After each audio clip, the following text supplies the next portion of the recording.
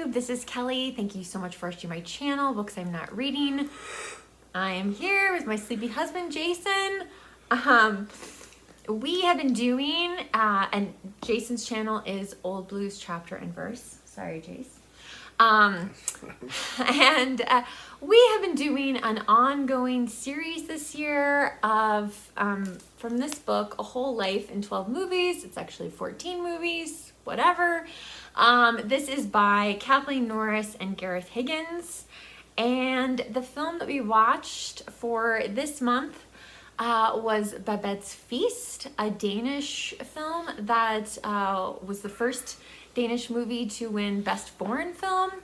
It is based on a short story by Karen Blixen, and I just read this for the first time last year and watched the film last year. And there's a few differences between the film and the short story, but I also highly recommend the short story. I'm planning on reading it every Thanksgiving going forward. So, and the book, A Whole Life in 12 Movies, is supposed to be about, I don't know, like our lives and like the different phases of our life and that sort of thing. Anyway, this chapter was about generosity. And so Jason, would you like to share a little bit about the plot of Babette's Feast? And we will be spoiling everything, so just know that in advance. Sure. So Babette's Feast, set in the 19th century, latter half of the 19th century, in Denmark, kind of on the outer edge of Denmark, and on an island or peninsula. It's been described both ways in different places, and it's about two sisters who are the daughters of a pastor in the community. They are a very strict Lutheran sect. Think Puritan. Yeah, and and essentially, very early on in the story, he dies. He's an elderly guy anyway. The mom's not even in the picture, and when he passes away, they kind of keep his work going by continuing to, for lack of a better phrase, lead worship with the community of believers, and it's about their relationship through the years with each other and with with the congregation, but also about their relationship with a woman who comes into their life as a housekeeper and a cook, Babette.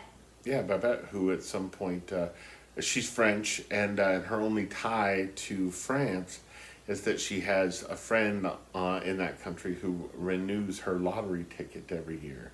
And she, at one point, wins the lottery, which kind of sets in motion the title event of the piece. But, yeah. Great. So, like I said, I watched the film last year after reading the short story.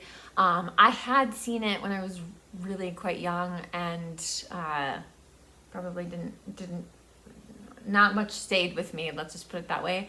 And Jason, when was the last time you had seen it? I saw it in my undergraduate days, so okay, probably 28, 30 years ago. So before you even knew me? Yeah, probably before I knew you, yeah. So what did you think of the film, especially in terms of generosity? Excuse me. The yawns. So, yeah, I think probably the thing I loved the most about the movie was how gentle it felt. The story itself is very gentle. There's no loud scenes in it, anything like this. There's humor, but even the humor is very subtle. Mm-hmm. And I really loved how gentle it felt, and it was very much of a piece of a lot of international films made around that time, right? So there were a lot of French films made in the mid to late 80s. I think of them as kind of pastoral films like Jean de Florette, that yeah, they're just about like kind of life in sort of a country village or something like this, and there's just something very graceful and sort of, I don't know, just pleasantly chill about them, and in ways that movies tend not to be nowadays, right? And there are other Scandinavian films of the time as well. Billy August's The Best Intentions, which came a little bit later, but it's also set kind of late 19th century, early 20th century, and that's one of my favorite movies of all time. But there's certainly kind of tumult in that story, but yeah, it's also just very, I don't know, just very kind of sort of easygoing, the pace of it, and the way in which it's shot. So that was probably my favorite thing about this.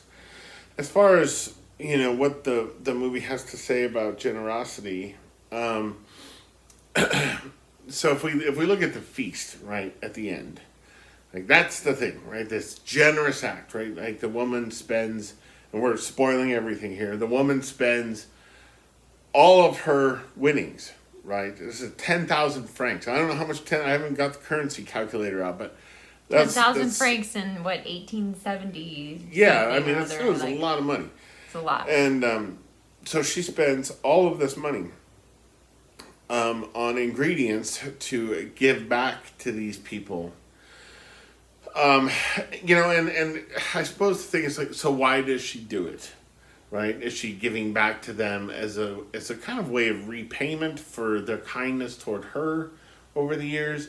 Is she giving back to them, as one of the writers of the book suggests, is she giving back to them as a way, because there's some kind of discord in the congregation, like they've started quarreling with each other over the years, and they're all like everyone in the congregation, including the two sisters, are all they're all white-haired. Yeah, they're not spring chickens. Yeah, and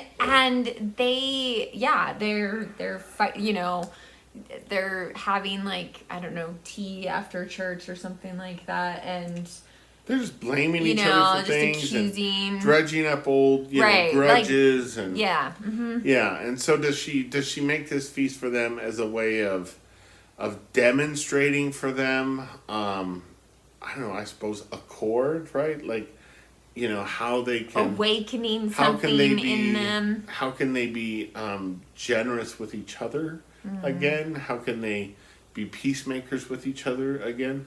Is she doing it for that reason?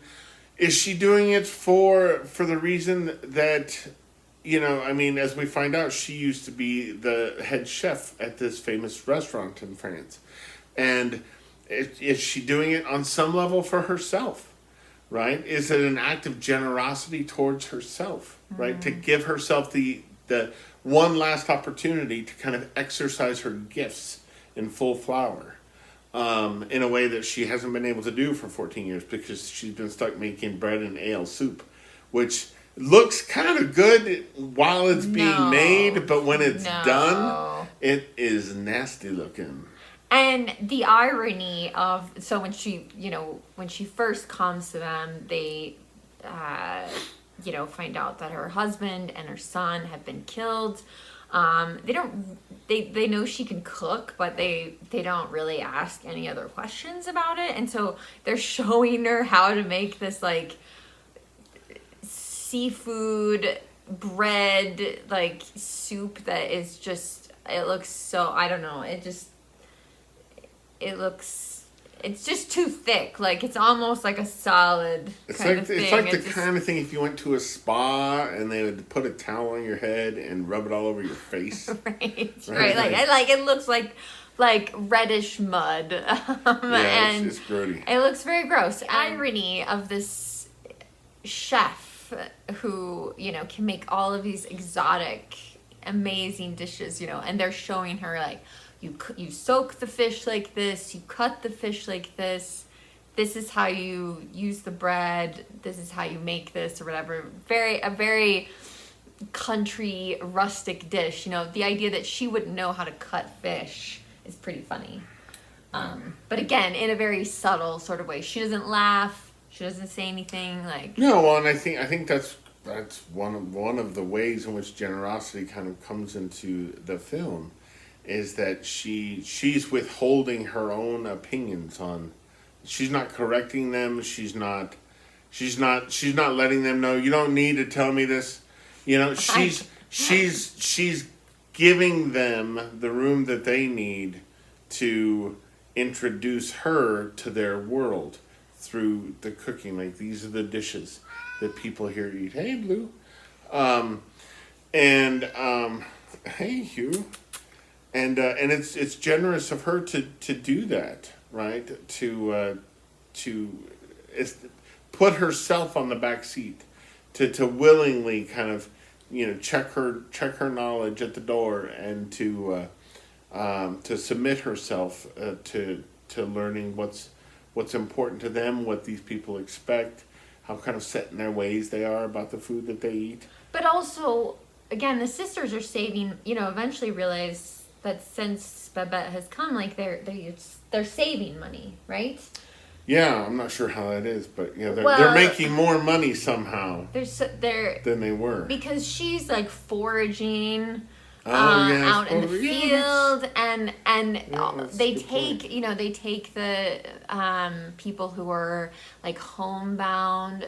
The sisters take them soup, and right before she wins the lottery in the film, this one man like thanks God for bringing Babette to their community because the soup is better, right? Like the food tastes better, and so it's an interesting relationship between Babette and the sisters and the three of them and the community or whatever. Yeah, but I felt like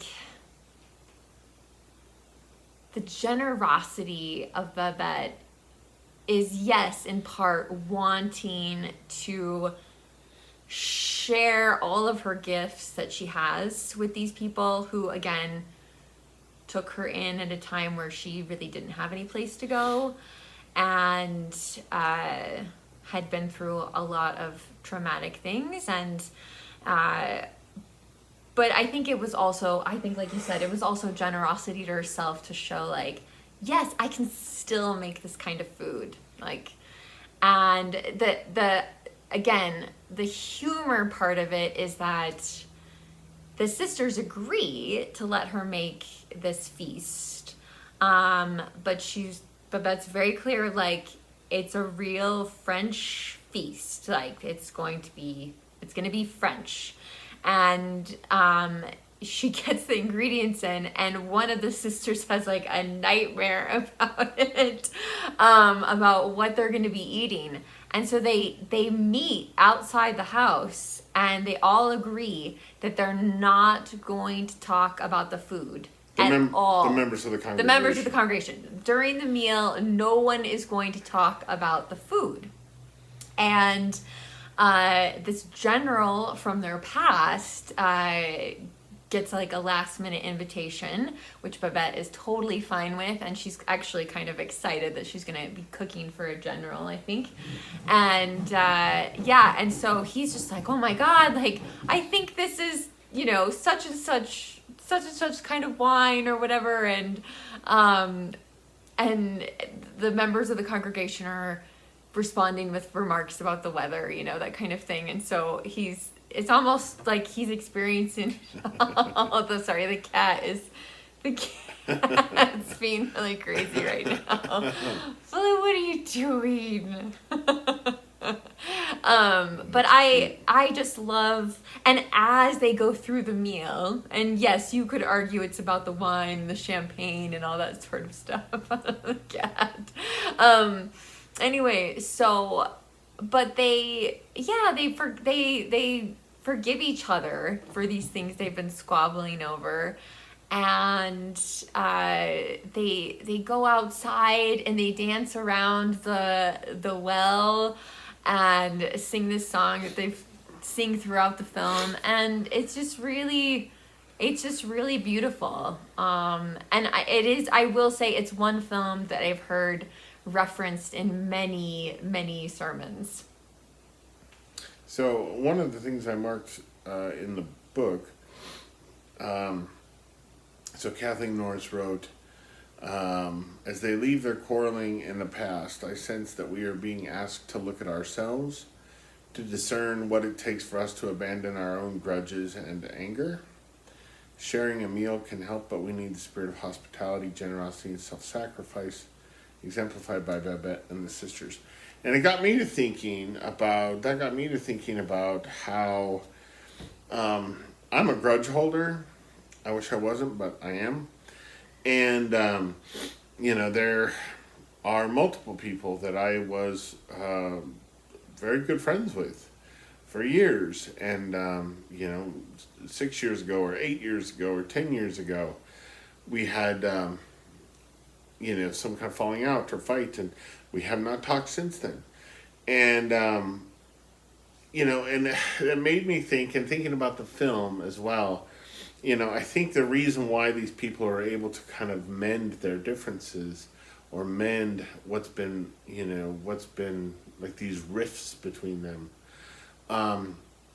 is because the food allows them, not just the food, but like the experience, sharing the experience of eating this beautiful meal together allows them to almost like come at their differences without focusing on the differences. Everything it's like they come at what have been points of contention or strain between them. They come at them from the side, and it's almost like if they can experience this beautiful thing together and have and share the joy of it and share the warmth that it fills them with, then that's the base that they start from. Like that's the ground that they start from, and everything else somehow doesn't mean as much, right? Because they have this new experience that's their kind of ground zero,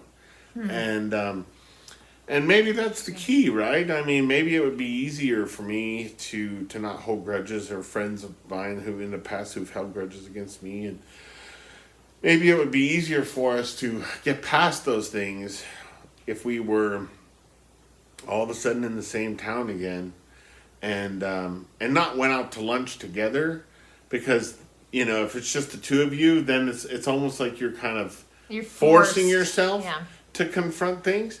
But if you're part of a larger group and you're just sharing this kind of experience, like I said, of warmth and camaraderie and pleasure, you're tasting beautiful things that you've never tasted before. You're tasting them together, and you see it in each other's faces, right? How good it makes you feel to taste these things. Maybe that would then allow people to mend their differences. I don't know. It feels like a movie that would be smart for for generations of world leaders to seriously to watch and learn from. I'm open to anything at this point. But yeah, so I don't know. It feels like the kind of movie that when I watch it again and I watch it again in the future, it feels like the kind of film that could eventually,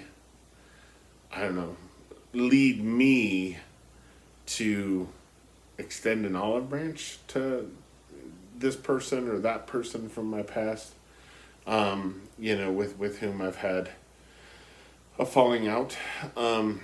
It seems like a film that has that kind of wisdom smuggled into it somehow, which is pretty wonderful. And I think for me, I really wish I had the gift of hospitality. Like, I know my parents are so good at this, and I've known Bob and Lonnie, just people who are so good at kind of entertaining and welcoming people into their home and making them feel just completely at ease, and it doesn't even have to be this kind of Michelin-starred food that you're eating, but just the fact that like you didn't have to cook anything, you didn't have to do the dishes or anything like that, like just like the act of doing that, and maybe that's what I took away from watching it this time, of like, you know, like what is a simple thing I can do to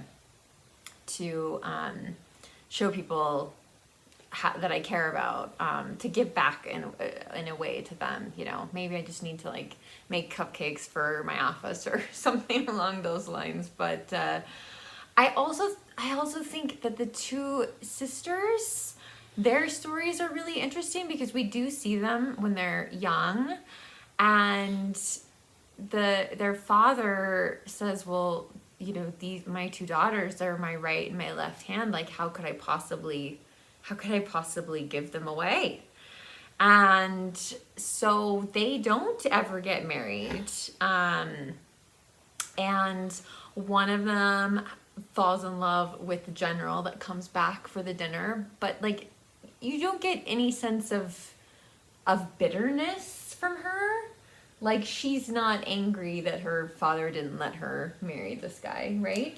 No, I don't see. It's weird because Kathleen Norris seems to think that the sisters have been, by their father, that they have been, I don't know, that they've been prevented from living life as fully as they might have otherwise.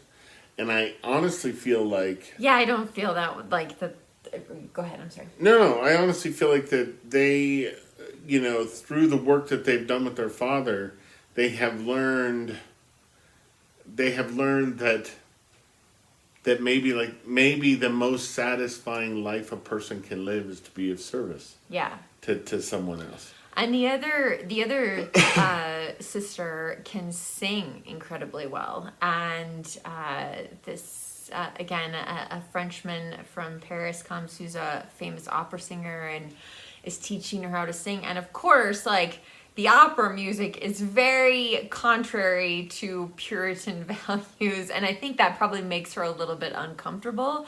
But yeah, he's just telling her like, oh, you know, like you're gonna sing before world leaders, and you're gonna sing to all these kinds of people, and your voice is gonna like touch their hearts, kind of thing.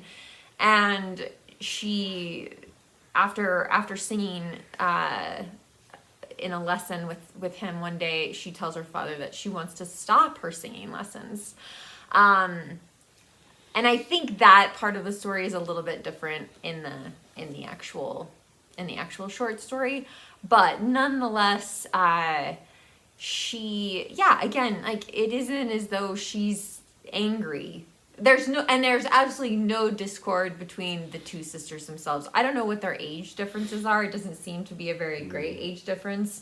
But I mean, the fact that two sisters could live in peace for that long together, like, yeah, they're very, very kind and thoughtful people. It's like me and my brother, we're not necessarily kind and thoughtful, but we do get along really well.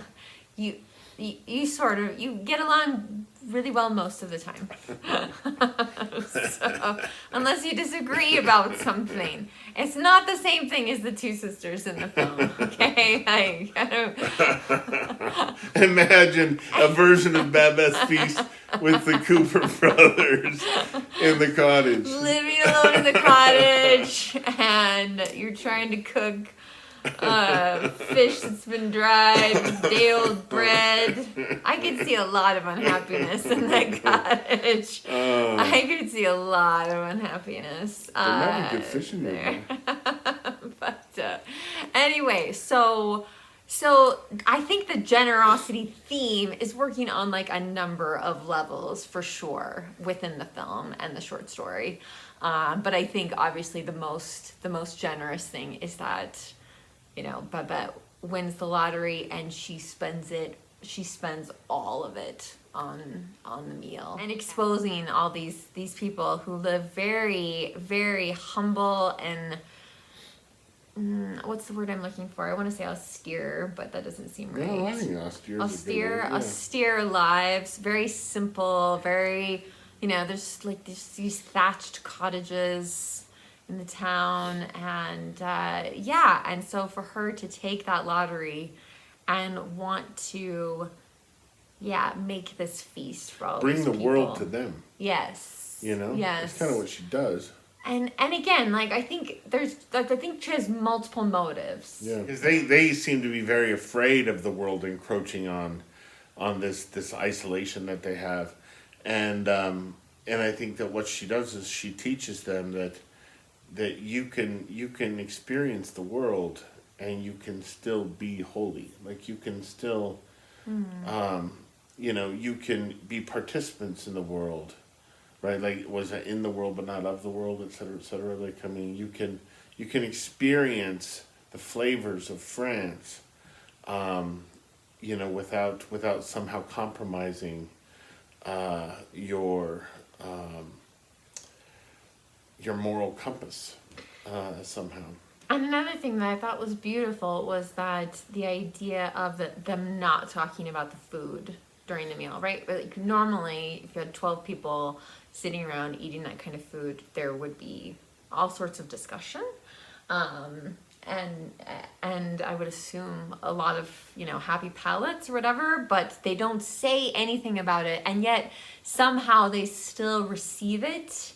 It still reaches into them, and they can tell it is happening to the other people around the table. Yes. And one of the things I love about that, though, one of the things that I wanted to mention was how because the general's not privy to this. The general is like, oh, this is delicious. Oh my God, this wine. Oh my gosh. Yeah. And so what I love about that is how so they continue not saying anything about it, but I think seeing his excitement about the food.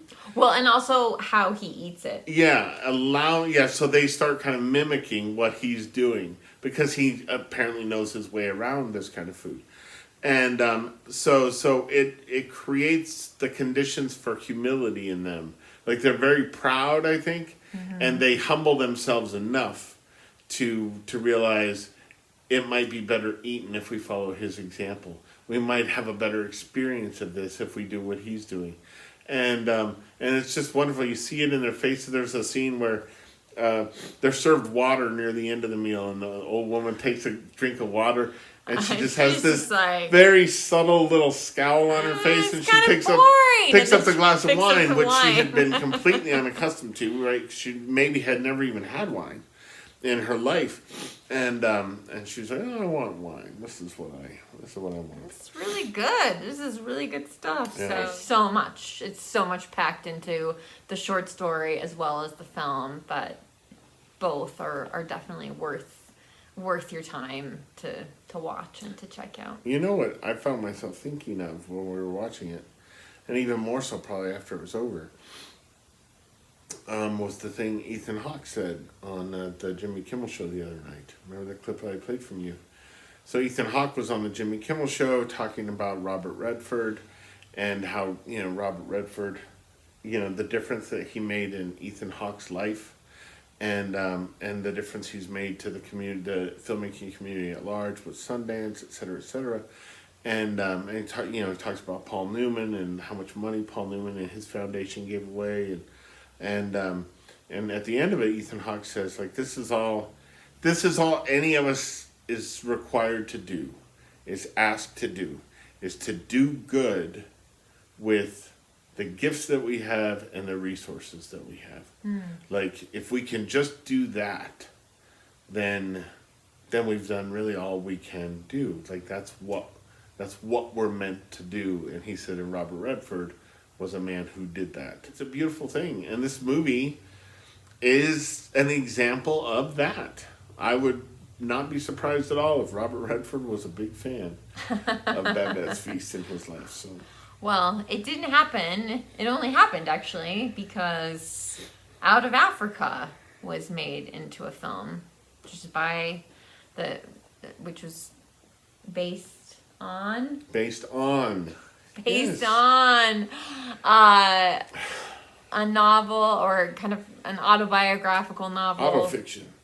Yeah, autofiction. Okay, by Karen Blixen, or as her pen name's Isak Dinesen. I think it's Dinesen? Isak Dinesen. Okay. Anyway, I think. I'll put her name down below in the notes, but I apologize if I've said it wrong. So anyway, Jason, I think that's like a really great summary of people using their gifts to their utmost and using their resources to their utmost, and I think that's a great way to sum up what the film is about. There we have it. There we have it. See, so, and I kept that a secret from you last night. You did. Yeah, we didn't talk too much. It's so We're gonna talk hard about for the us movie. to watch the film and not talk about it right away. So what's next month? Oh, Here, this book. all right. So next month is about transforming conflict, and we're gonna watch a movie Jason doesn't really like. We've already seen Wonder Woman 1984, which came out in 2020. So We should watch the first Wonder Woman first. okay, we can watch the 'Cause that's first. good.